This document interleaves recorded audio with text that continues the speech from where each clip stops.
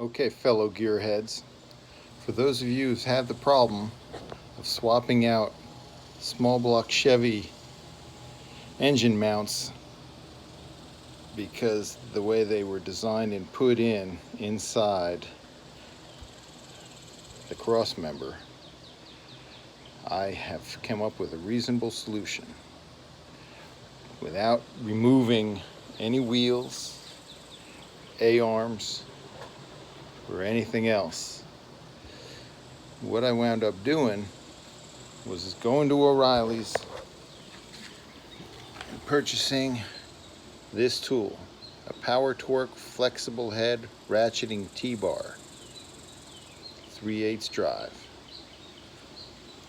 It worked out really well. This is the tool. It's flexible and stiff. Now, it didn't come with a socket. That's my 15mm socket. My truck happens to be one of those trucks that's built with half metric bolts and half standard. Always causes some head scratching to figure it out. So what I did is came up from the bottom in around the bottom of the A-arm.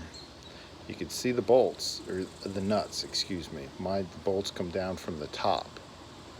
The nuts were inside the cross member. So what I did is I went up in there with this tool, and then I had trouble seeing. And I don't have it here now, but I taped a tactical flashlight to the handle, because then when I was going up in there, it directed the light right where I needed to see it. I could see the bolts pretty good through a couple of gaps in the A-arm.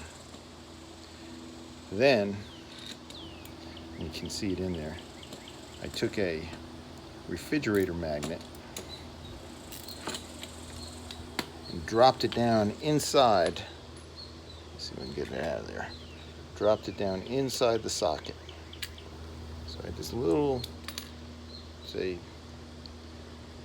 not quite a ½ inch, it's probably a metric thing, but it's a refrigerator magnet. So what I did is I dropped it down inside the socket, and the socket was on there. I took the magnet and just dropped it down inside. I'm trying to do this and hold a camera. I'm not very good at this. Took it and it sat in the bottom really well there.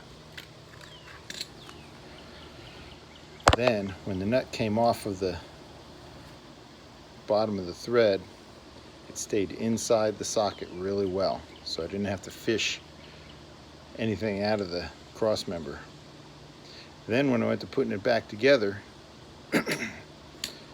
I put the bolts in holding the motor mounts in place, and I went up there with this and kind of flexed it around until I got the proper angle, and I reached around the cross member with my other arm while this was held in place up there, and started to screw the bolts into the nut using my fingers so as not to cross thread it.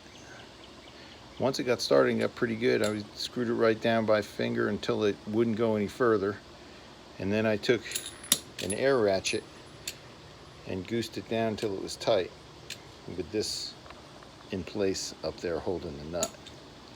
And I pulled this out, and the magnet stayed inside the socket. Real beautiful.